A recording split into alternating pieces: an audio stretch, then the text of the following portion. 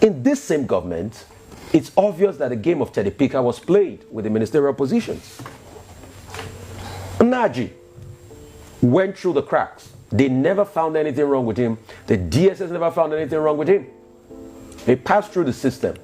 But Nasil El Rufai was found out for security challenges. So is it that the DSS then, anyway, I'm not sure that happened. I'm not sure the current head of the DSS was then. And I'm making a strong case for him because he has done well consistently. And when he has not done well, I will say it.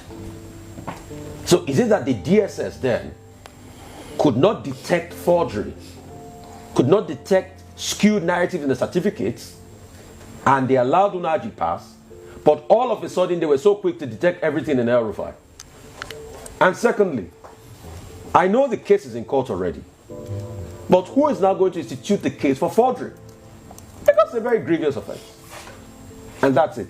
Because as with the case, and I'll tell you why, Ayo, that Atiku Abubakar is saying this. Because when this happened in the past, the case that was taken to court for determination was about, was she eligible to be minister? I'm talking about the Kemi Ajay. Forgery was not considered. So in this case, somebody should be able to take the case of forgery to court and take him up on this. And if they have the fact, let the court judge. We should not just say, oh, he's paid the supreme price. Because as at the night he resigned, some of the people in his camp were still defending him heartily on television. Let's not play a game of Teddy Picker. All right. Okay, quite a number of stories.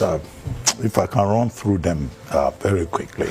As for the minister that resigned, Geoffrey Uchenaji, I think that's his name, the minister in charge of innovation, science, and technology, who, you know, the civil society, the media, argued was having found being very creative with innovation with regard to his own academic qualifications.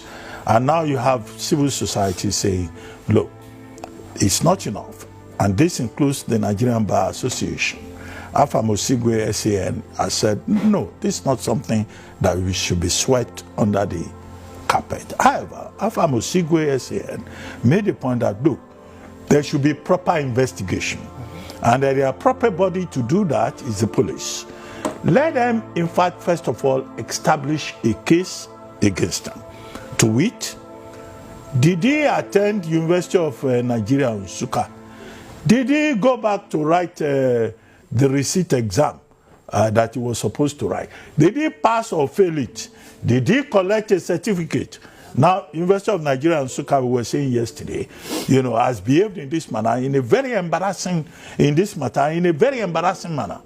The same university cannot be talking from one side, issue a letter December 31, and then come in 2025 and say it is not the case, and then the vice chancellor will say, oh, I didn't say this, I didn't say that. Look, this is supposed to be a very serious university, the premier indigenous university. That should be part of it. However, in former Minister Naji's case, some of the investigations will have to determine whether indeed he was a graduate. But the issue that concerns whoever is investigating, the police in this case, as has been recommended, is that did he commit perjury? Did he commit forgery? Those are serious offenses under the law. And the people are saying that the matter should not be swept under the carpet. That is their concern. That we are having too many cases with certificates in this country. Whether it's about Chicago or it is about Toronto, they call it Toronto. I hear people telling me, we call it in our village Toronto. When I speak to people in Canada, they say Toronto. Anyway, that's it. That's just a side thing. You know, so the thing is, the integrity of people who lead us. Yeah. And I've made the point here that you don't need a degree to be president of Nigeria. We have had people here, you know, leading Nigeria, who did not even have a primary school certificate. They had to go and conjure it up. But within the Constitution, Section 138. In fact, if you can speak English, you can lead all of us, over 200 million of us. And that's why, you know, the more educated you are, the more shabbily you are treated by people, you know, in this country. But it doesn't matter. You can have people who do not have degrees and who are well placed. After all, Mark Zuckerberg dropped out of school, but he's not lying about it, you know, and so many other persons like that. What is the degree of the man in charge of Berkshire Hathaway? And he's doing very well. What is the qualification of Sam Altman? The thing is that people should not lie. And that's why, you know, there are issues about perjury and forgery. But there should be proper investigation, and there should be, you know, a proper establishment of the fact about whether the man himself resigned or he was pushed. So was he pushed or did he jump? But whatever it is, there must be a lesson here for all the people in Nigeria who claim to be what they are not when they go into politics. Please, the simple point is that in the Constitution of Nigeria, you don't need a degree to be anything in this country. The Constitution itself allows you to be a complete illiterate. But if you can speak English, if you attended one course, even if it is organized, a training course, and they give you one certificate, you are fine.